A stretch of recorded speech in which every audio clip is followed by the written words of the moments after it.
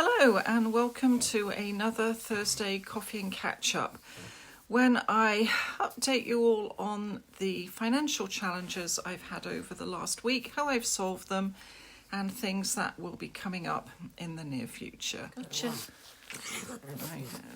I've gotcha. You don't like being hugged, do you? You don't like being hugged. Hello and welcome back to the Frugal Granny channel. My name's Ali and I'm Frugal Granny. I'm a 65-year-old semi-retiree trying to do the best on what I've got, having left my office job last summer and waiting to get my state pension in July 2027. Though I must admit, getting my state pension is not the ultimate aim here. But when I get it, it is really going to help. If you're a new viewer, you're really welcome. It's lovely to see you. I know we've had quite a few new viewers again this last week, maybe 10 or so. If you want to know more about me, you can look at my first video, which is called Hello, I'm Frugal Granny UK. But as I've said before, I think I've come quite a long way over the last year. So the person you see in that video may not be quite the person you're seeing now. And having said that, this week is the 1-year anniversary of me giving in my notice to take retirement from my office job. I handed in my resignation on March the 31st and had to resubmit it on April Fool's Day of all things, because my manager wanted me to sleep on it a night, but I must admit I'd slept on it quite a few nights before then already. But anyway, if you're a returning viewer, it's lovely to see you, and thank you for all your lovely comments on the seed planting video from Monday. I will keep you updated with how the seeds are doing. Obviously nothing's really happened at the moment, but hopefully next week some of them might have started to germinate, and I will let you know as part of Magazine Monday how they're getting along.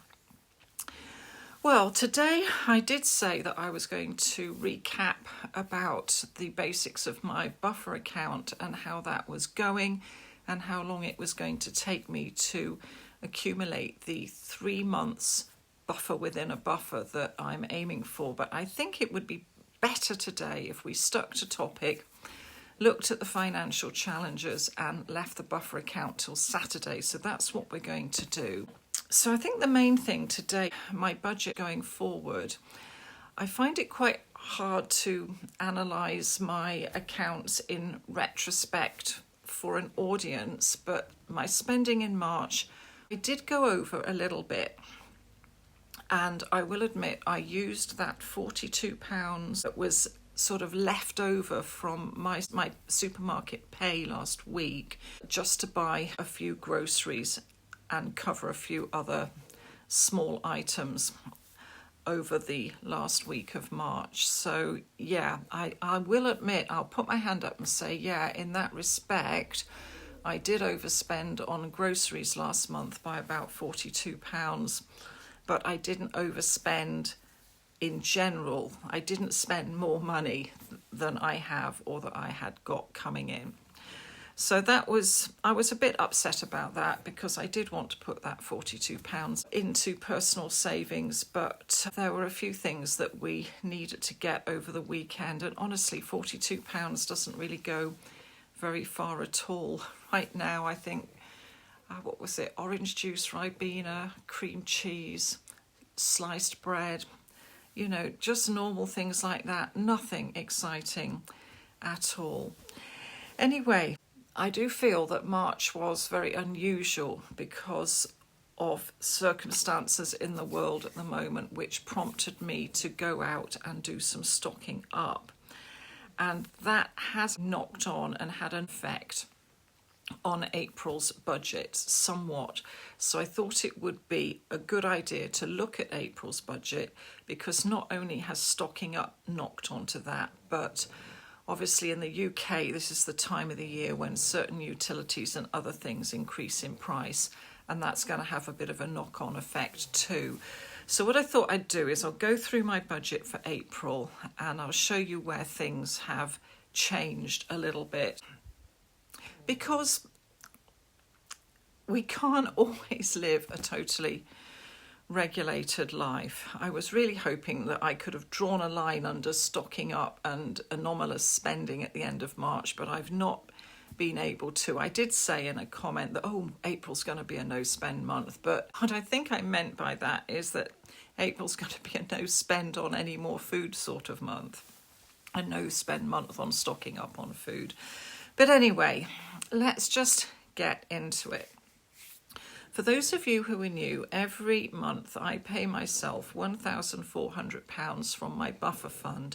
And as I said, I will recap about the buffer fund and how it works, etc. And I'll do that on Saturday. But if you can't wait, there is a buffer fund video which I'll link at the top here and at the end of this video.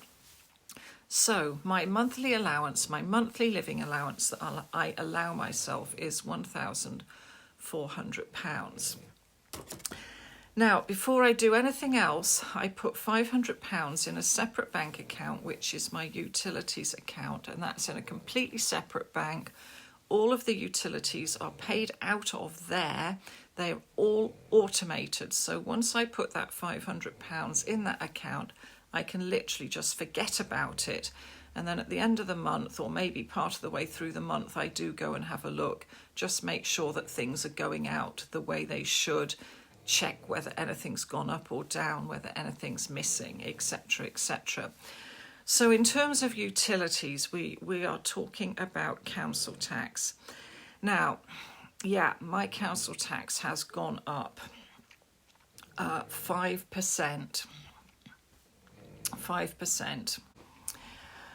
Now, the second thing that's gone up with utilities, and I noticed this yesterday when I went into my online water account, is that water in my area is going up 7.7% in the coming year. Now, I couldn't see any reflection of that on my March bill, but I'll probably see something about that on the end of my April bill. I will see the increase.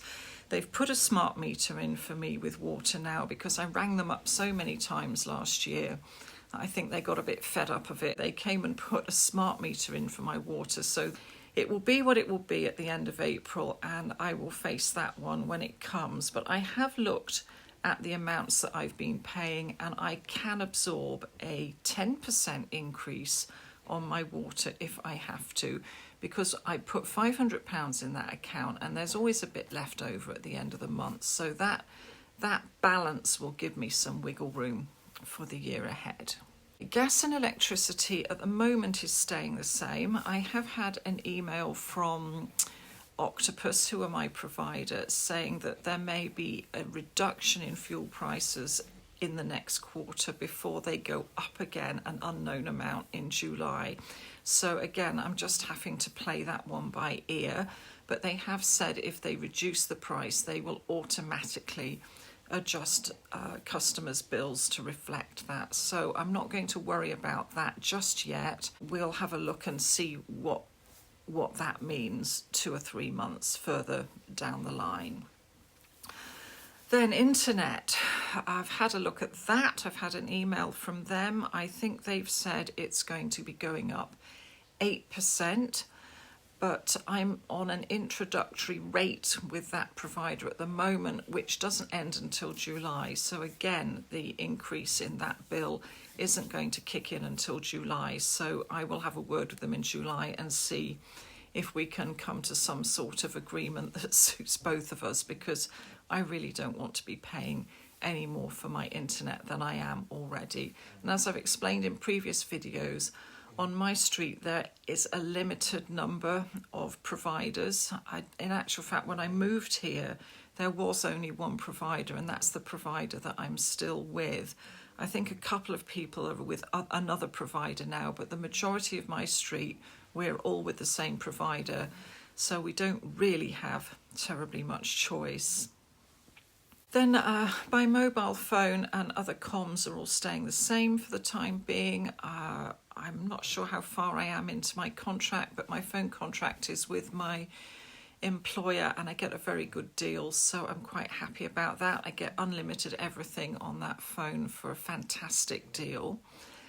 And then my dentist subscription from that account is also staying the same for the time being. And I had a dentist appointment yesterday and there was nothing to report, basically. So I was really pleased about that.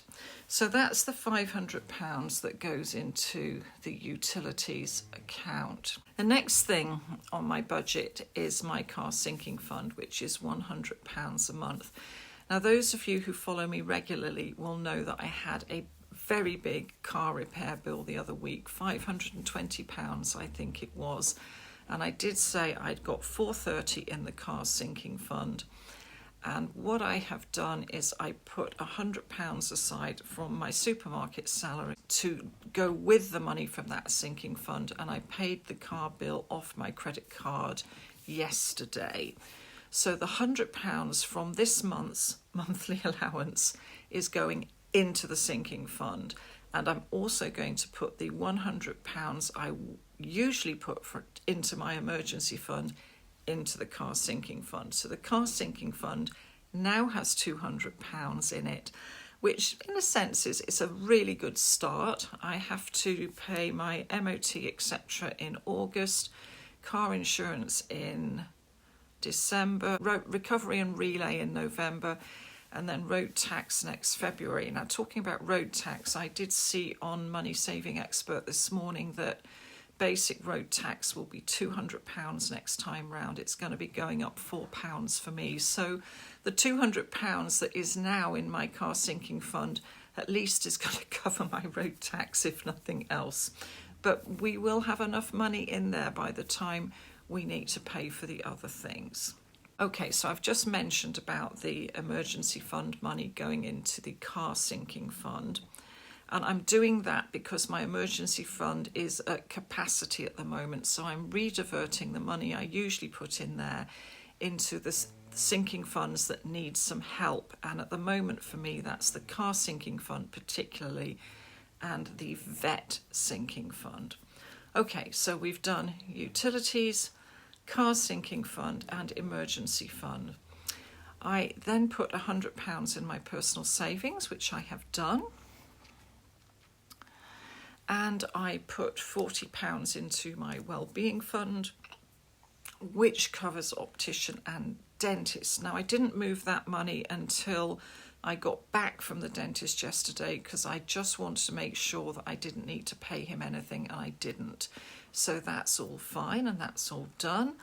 I also put £75 in my firewood fund, but before I did that yesterday, I went round to Home Bargains to see if they had any kiln-dried birch logs in bags, which they sometimes do at this time of the year, and they sometimes reduce it to clear, but I was a bit too late. The whole section was already cleared, so I put the £75 into the sinking fund rather than spending it on clearance firewood.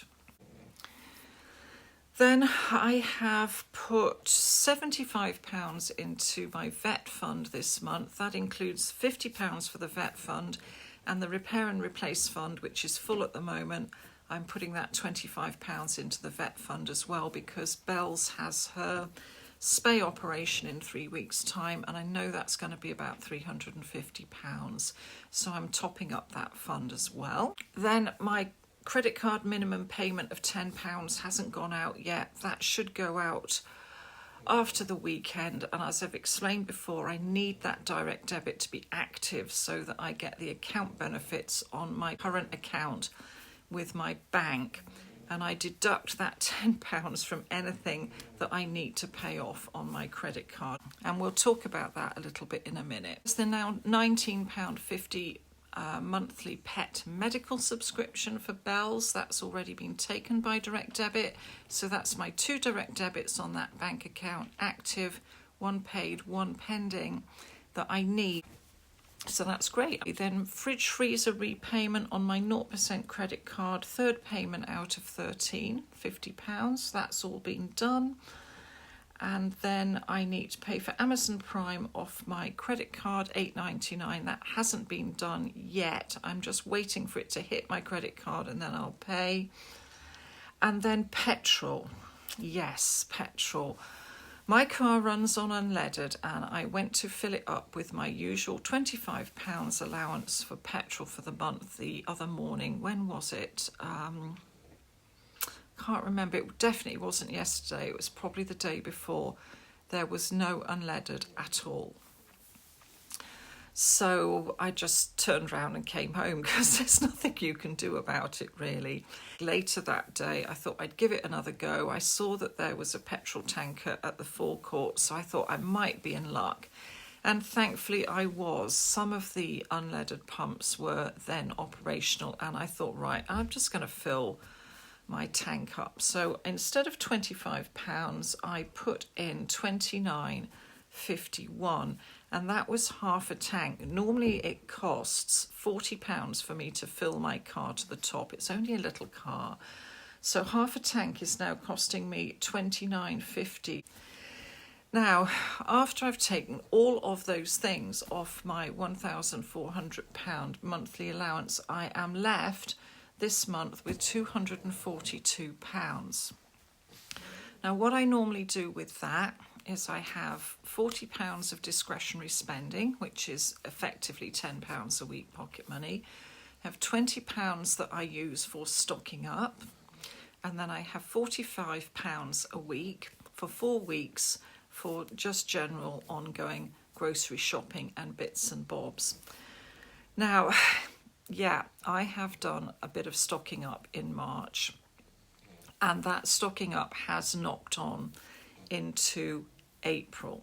So the beef joints that I bought that were on offer for Easter, now they came in at £43.35, so that has effectively wiped out April week one's housekeeping allowance. Okay, so April week one is gone. And that's fine. I'm very happy with, I think it was beef, and I got a little bit of salmon as well, just a little bit.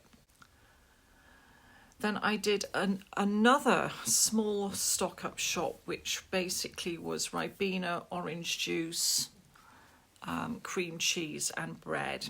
It was stocking up on Ribena and long life orange juice, and then I got a little bit of cream cheese and bread for every day, and that was £25.14. So that's half of week 2 gone already. And then, as you remember, those of you who watch me regularly, I used that £14 off a £90 click and collect grocery spend, and that haul, which I will link up here, was £63.95. So that effectively wiped out my discretionary spending and my stocking up spending. So, excuse me looking off to the right a little bit, I did spend 54p on the cut price Easter vegetables yesterday, and that leaves me for April with £109.32. So I've effectively got left week 3 and week 4, which is £90, and then another £19.32, which I'm going to say is just about half of week 2. So I have already nibbled radically, well, it's not nibbled, taken a big bite actually into April's housekeeping allowance. So when I say it's going to be a no spend month, that is what I mean. We are going to be living off what we've got for the next week or so. So we'll be all right for Easter weekend. We've got what we need, and then we'll just sort of ride it out next week. And then we'll see how we are after the weekend after this.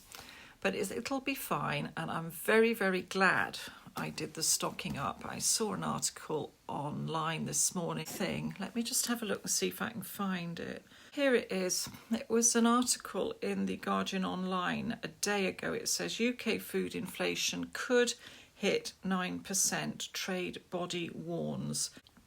So I'm very glad that I've stocked up when I did, because it is going to mean that I've got a little bit of a buffer before these price rises start to affect me too much. So yeah, that's where I am really with my budget for April. I've already taken a big bite out of it and I've got £109.32 left. I think I've got a couple of other things I really need to report back on, and the only reason I'm doing this is because this is real life semi-retirement. You know, stuff doesn't go away. It really, really doesn't. Yeah. We've had some stormy weather over the last couple of weeks, and I have had to replace one of my garden parasols because the wind picked it up, lifted it several feet off the ground and dropped it, and the concrete base smashed on the flagstones of my back patio. So I've had, and the parasol's a little bit worse for wear too. So let's just call it storm damage. Due to storm damage, I've had to replace a parasol and a parasol base, and that has come in at about £170, including a horrible delivery fee of £19.95. So the base has arrived. The parasol itself's coming from a separate supplier next week. So it was quite a reasonable price actually. The parasol was reduced and the base was competitive. But by the time I'd put the delivery charge back on, which I could not avoid, there was no way to get a free delivery slot for it. The whole thing came up to about 177. So yes, so much for a no spend month. But as I said, the no spend's going to be on stocking up with food, not other things. Yeah, so what I've done is I've put that parasol and the base down against my supermarket pay for the end of April, and there should be enough wiggle room in that pay packet for me to cover that. So that's me sort of repairing storm damage and getting ready for the summer, because the back of my house is south facing. It becomes completely Mediterranean in the summer, and you really can't go out unless the two parasols are up. And in the winter I keep them up because my pugs, the two that have now died, and Bells, who's now here, they won't go out to do their business if it's raining. So I know it sounds a bit precious. They have a parasol so that they can go outside and do what they need to do without getting wet. So, right, I've got the parasol base has arrived. The new parasol's coming next week. The remaining parasol that I've got is fine structurally, but I need to stitch together the canopy of the fabric, which has torn away at some of the seams. So that's a job for the Easter weekend. Also need to go out, and my son's going to do this, not me, but we need to go out and pressure wash the back path and the patio, and then we're all sort of set up ready for the summer. So that's fantastic. Yeah, so there we are. Sometimes you just think, you know, stop the merry-go-round, I want to get off. But unfortunately, it's life, really. There's always something that's coming up. So if it's not car steering, power steering pumps, then it's the wind being so strong that it lifts up a 15-kilogram concrete parasol base and drops it and cracks it. I'm just glad my patio wasn't cracked either, but I've got very, very thick Victorian flagstones outside the back of my house, and I think it would take quite a lot to crack one of those. Anyway, so that's me for this week. That's me thinking ahead for April. I've also, in terms of finance, managed to sit down and transfer my big Excel spreadsheet onto Google Drive.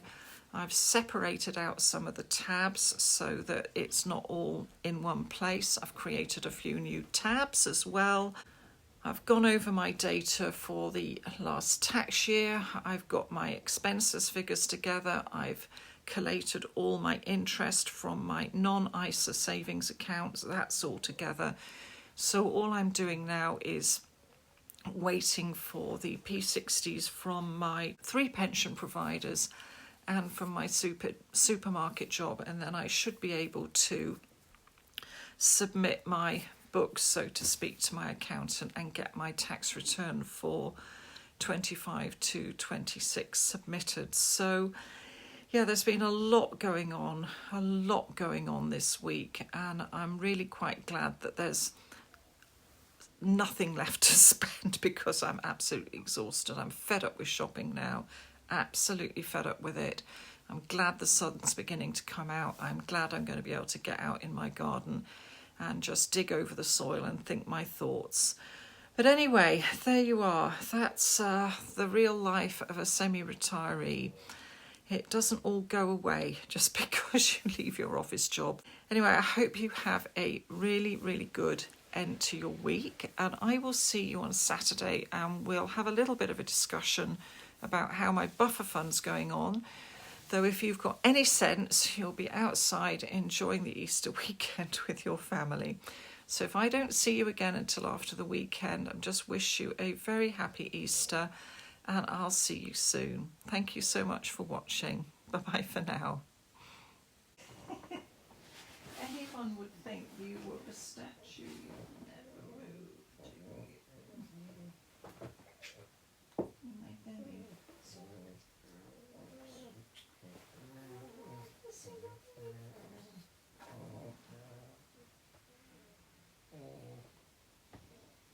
Should we go to the park? I want to go out. We're going to get an ice cream maybe with some of the little bit of the money we got there.